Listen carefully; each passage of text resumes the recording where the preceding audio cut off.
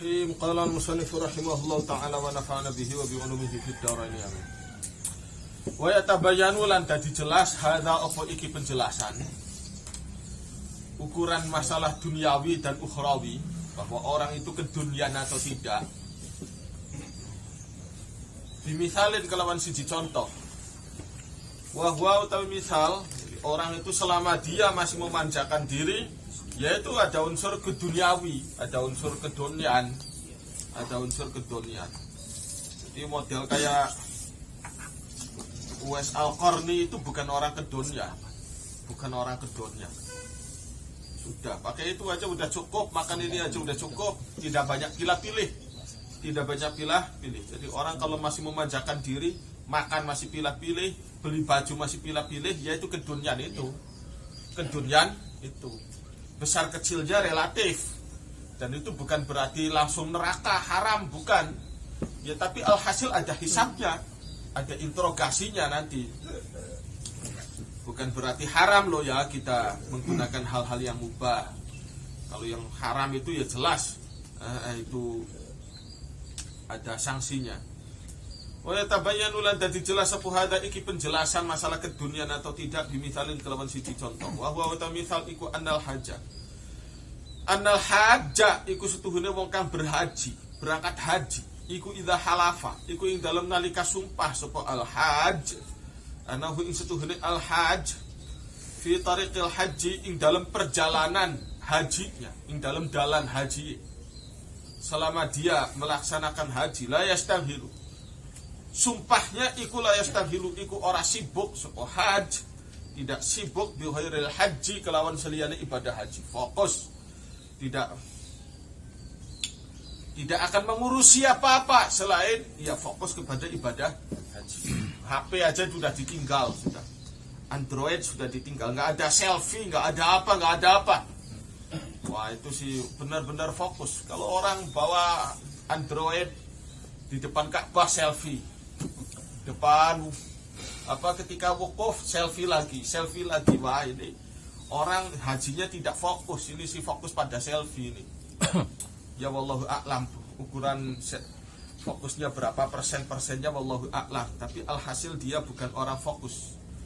Semisal ada orang fokus, udah nggak ada selfie-selfian. Saya itu biaya udah mahal-mahal gini, tiba di tanah suci, tujuannya tidak fokus buat ibadah, ya eman. Sayang duitnya, sudah banyak-banyak ngeluarin duit, bisanya hanya fokus selfie saja. Waduh, enggak. Nah, saya nabung berlama-lama, saya buat haji, murni haji. Wallahi, ini pakai sumpah sih sebabnya. Wallahi, saya berhaji tidak akan macam-macam, fokus aja buat ibadah. Wala yatajarradu, tapi fokus sepo haj lahu maring haji. Ternyata sumastaghala nulis sibuk sepo al haj, sibuk bihifdhiz zadi kelawan ngopeni sangu, ngitung-ngitung duit, diperhitungkan pengeluarannya berapa, dia punya duit di dompet ada berapa, kemudian saben hari dia tidak boleh mengeluarkan duit lebih dari berapa. Ini kan namanya hifdhuz zad. Wa alfil jamali, sibuk makani onta,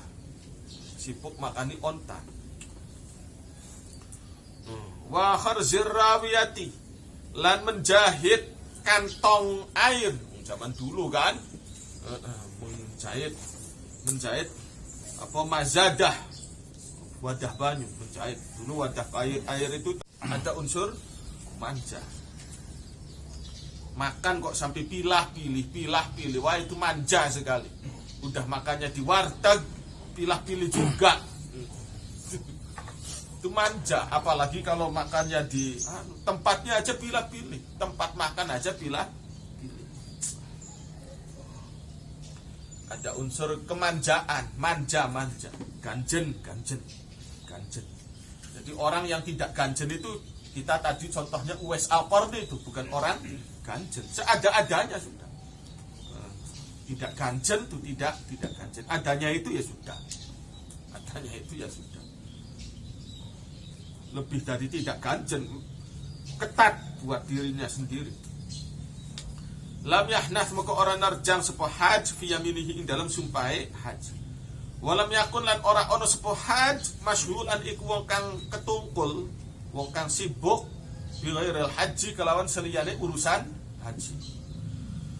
Fakadzalika kaya mengkono urusan wong haji al badanu utawi badan yang namanya tubuh markabun nafsi iku kendaraane jiwa. Taktau menempuh apa nafsu bihi kelawan badan menempuh masafatal umuri ing perjalanan umur ing jarake umur.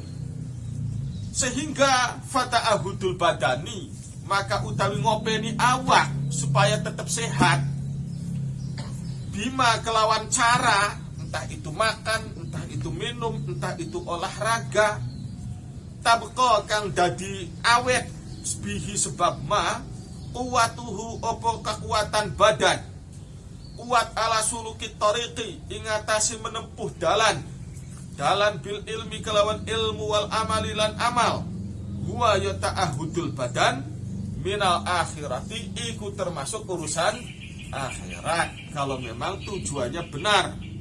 Mangan ya saya kalau nggak makan nanti ibadahnya gimana ya kan, nggak makan nggak boleh makan tapi makannya pilih-pilih, wah itu berarti ada unsur bukan murni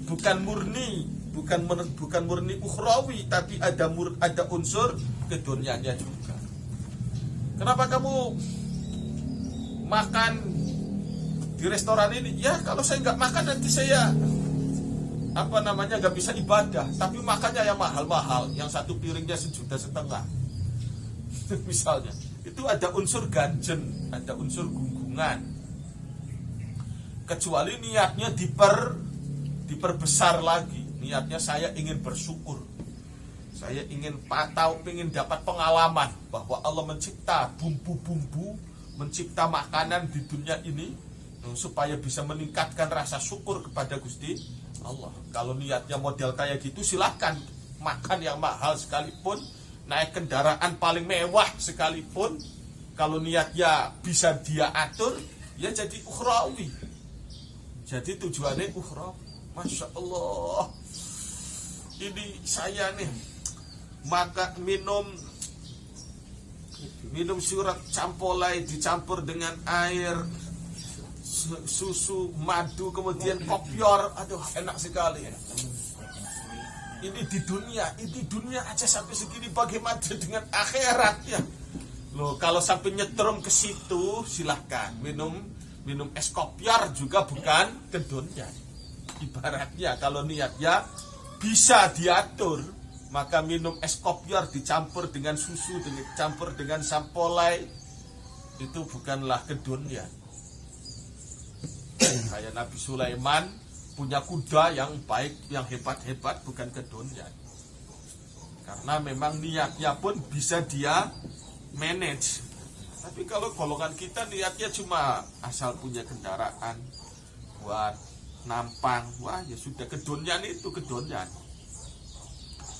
Minal akhirati. Jadi dengan demikian ngaji Ihya ini kita punya harta, ya tujuannya untuk kendaraan akhirat. Untuk kendaraan akhirat. Ya, ini bahkan itu dulu Bapak Umin itu ya punten ya, termasuk orang kaya lah dulunya. Tapi kanggo buat dia sendiri itu sangat ketat dia tuh. Untuk dia sendiri usahanya, masya Allah, ibaratnya tuh jam 2, jam 3 pagi sudah pedati sudah pada lewat bawa kayu banyak sekali dari pelabuhan ke sini, dari sini ya pelabuhan Cirebon tuh dulu belum ada angkutan, pakainya pedati tapi buat gaya hidup dia sendiri sangat ketat. Dengan anak putunya, si wah mewah. Dianya sendiri yang punya duitnya. Aduh. Tidak bergaya-gaya ya pakaian ya, apa ala kadarnya, bukan bukan beli dari mall, bukan dari apa, ya beli di pasar biasa. Bukan untuk, ya punya jas juga punya, pakaian yang mewah-mewah juga punya, tapi hanya buat acara tertentu, bukan untuk saben hari, bukan. Makan juga tidak nemen-nemen, ya biasa-biasa saja. Gaya hidupnya alhasil nggak mewah, sampai mobil aja nggak punya. Dan padahal kalau beli porong-porong mobil bisa, tapi nggak beli mobil, nggak mau beli mobil, pakai sepeda aja cukup, pakai sepeda saja cukup, tidak mau beli mobil. Padahal ada duit beli mobil, ibaratnya tuh ada, nggak mau beli mobil. Ya ini orang kuat mental tuh kayak itu gambarannya. Ada duit buat beli mobil banyak, nggak digunakan buat beli mobil. Prinsipnya dia adalah duit ini buat kendaraan akhirat. Sudah itu aja. Duit ini buat kendaraan akhirat. Maka anak-anaknya nggak ada yang disekolahkan tinggi-tinggi supaya pesantren semua. Anaknya supaya pesantren. Adapun berhasil atau tidaknya itu sih relatif, tapi tujuan orang tua bukan untuk bermewah-mewah. Naam, ya betul, tujuannya itu bukan termasuk ke dunia, tapi idza qasada ing dalam nalikane niat sapa wong taladzul badani ing memanjakan tubuh. Tujuannya memanjakan tubuh, nyeneng-nyenengaken awak, wa tanah umahulan yo nyeneng-nyeneng badan, bisain kelawan sedikit saja, kelawan secuil, bukan dengan banyak-banyak, bisain dengan sedikit saja, kelawan suwiji-wiji min hadhil asbabi, saking ikilah piro-piro sarana, mumpung punya duit, ayo makan apa yang enak-enak. Tujuannya memang memanjakan badan, tujuannya memang memanjakan badan. Jalan-jalan kemana? Yang jauh-jauh sudah, mumpung duit ada. Kana moko ono sapa wong munharifan iku menceng, telah menyimpang, iku wong kang menceng, menyimpang adil akhirati, saking jalur akhirat.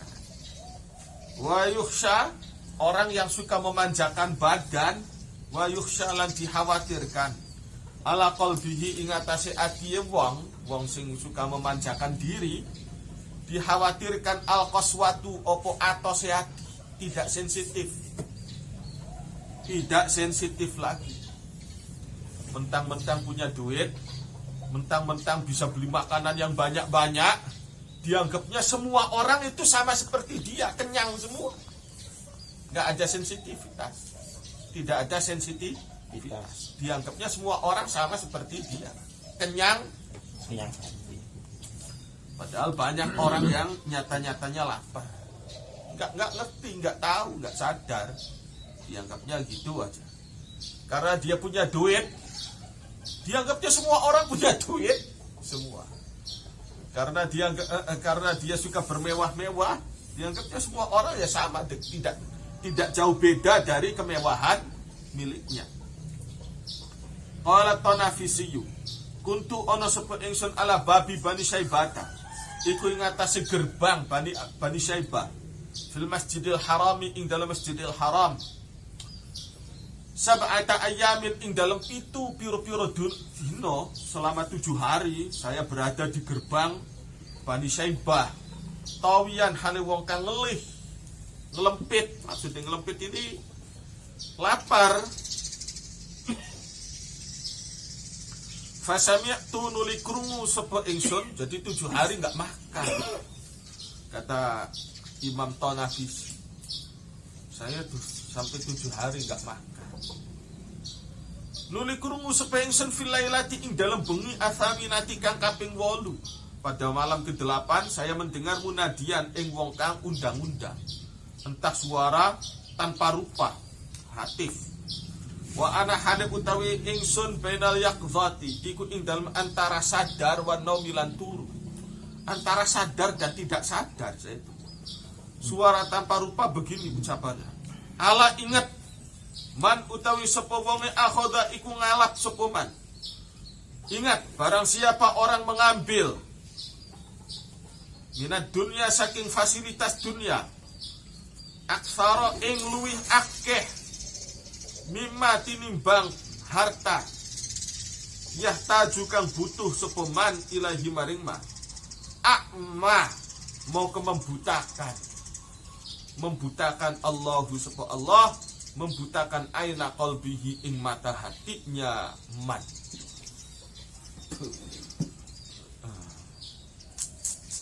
Artinya berlebihan dalam menggunakan harta benda. Satu piring aja cukup kenyang. Ini sih mumpung makanannya enak, gratis pula misalnya. Pas lagi kondangan kan, makanannya enak-enak. Aduh sayang ini sih kalau nggak dimakan banyak-banyak.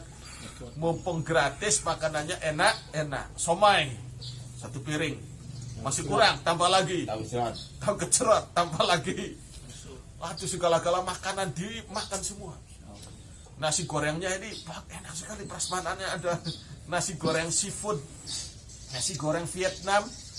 Aduh, karedoknya juga enak, wah enak semua, dicobain semua. Nah ini melebihi kebutuhannya perut itu kan yang penting tidak sampai kelaparan. Ini sih ditambahi terus menerus. Maka butalah mata hati dia, mumpung gratis katanya. Mumpung enak dan gratis.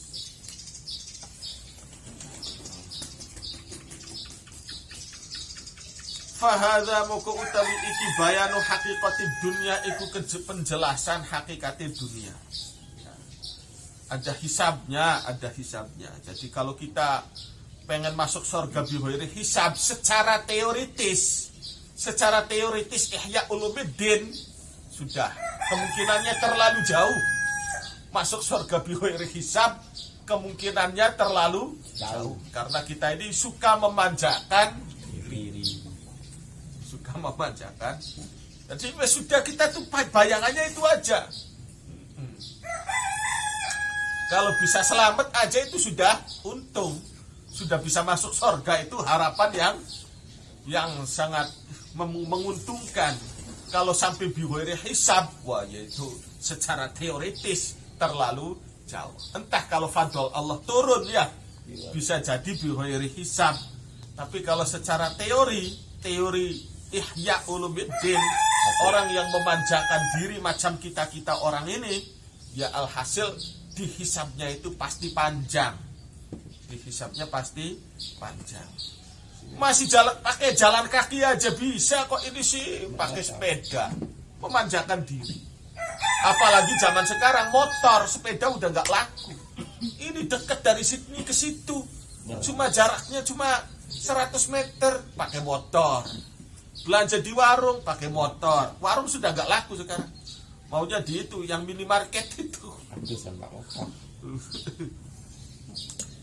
Jauh dikit, padahal nggak jauh-jauh, cuma 50 meter pakai motor, dikit-dikit motor.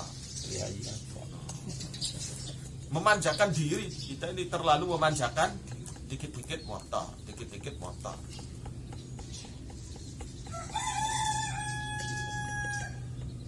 Fa'lam moko weruwa sira dzalika ing mengkono keterangan.